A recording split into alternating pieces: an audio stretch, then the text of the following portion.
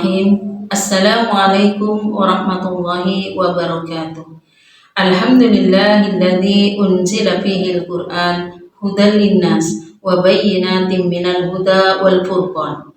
Allahumma shalli ala sayyidina Muhammad wa ala alihi wa sahbihi ajmain wa ba'du. Syukur alhamdulillah kita ucapkan kepada Allah karena hingga saat ini kita masih diberikan nikmat iman, nikmat Islam, nikmat sehat, sehingga kita bisa melaksanakan puasa di bulan Ramadan. Salawat serta salam semoga tetap tercurah limpahkan kepada baginda Rasul Nabi Muhammad SAW. Karena beliaulah kita diangkat dari alam jahiliyah menuju alam yang penuh dengan cahaya iman dan Islam. Semoga kita kelak mendapatkan syafaat dari beliau dan mendapatkan pengakuan sebagai umatnya. Ibu-ibu dan wanita Persatuan Kantor Kementerian Agama Kabupaten Sampang rahimakumullah. Pada taklimas kali ini, izinkan saya untuk memberikan tausiah singkat tentang meneladani nuzulul Quran. Pertanyaan pertama yang muncul, mengapa harus bulan Ramadan yang menjadi bulan yang paling mulia, satu di antara 12 bulan? Maka jawabannya, karena Allah telah menetapkan bulan Ramadan sebagai syahrul Quran, bulan diturunkannya Al-Quran, hingga kita menamainya dengan sebutan nuzulul Quran. Pada saat ini masih banyak perdebatan para ulama tentang kapan sebenarnya nuzulul Quran itu terjadi.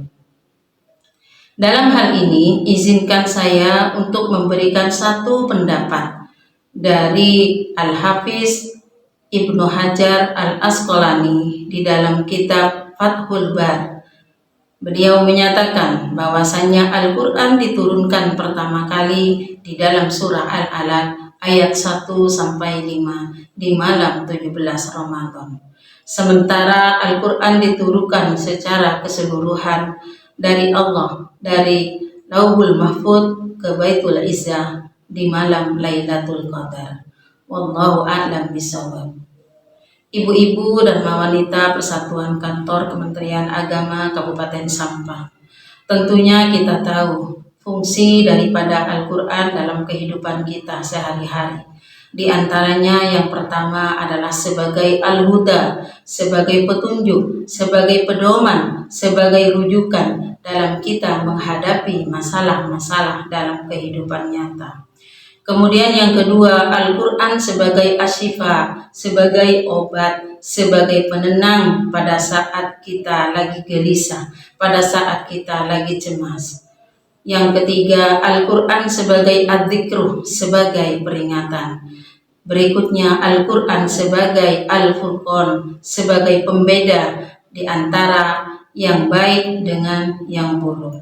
Dan yang terakhir, Al-Quran sebagai rahmat bagi alam semesta beserta isinya.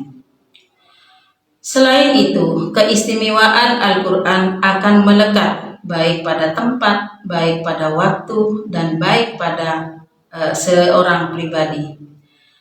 Contoh misal, Al-Quran diturunkan di bulan Ramadan, maka Ramadan akan menjadi mulia. Al-Quran diturunkan di malam Lailatul Qadar, maka Lailatul Qadar akan menjadi malam yang mulia. Al-Quran diturunkan di kota Mekah dan Madinah, maka kota Mekah dan Madinah menjadi kota yang istimewa. Al-Quran diturunkan kepada Nabi Muhammad, maka Nabi Muhammad menjadi Nabi yang paling mulia. Itulah kemuliaan atau keistimewaan yang ada pada diri Al-Quran. Oleh karena itu maka mari kita bermuhasabah diri, mari kita perbanyak di sisa-sisa Ramadan akhir ini. Kita memperbanyak membaca Al-Quran, memahami maknanya. Terlebih lagi kalau kita mengetahui makna, kemudian menerapkan dalam kehidupan nyata. Mungkin ini yang bisa saya sampaikan sedikit, semoga bermanfaat. Kebenaran mutlak hanyalah milik Allah. dan kesalahan murni dari saya pribadi. Ihdinas siratal mustaqim wal afwa minkum summa salam. Assalamualaikum warahmatullahi wabarakatuh.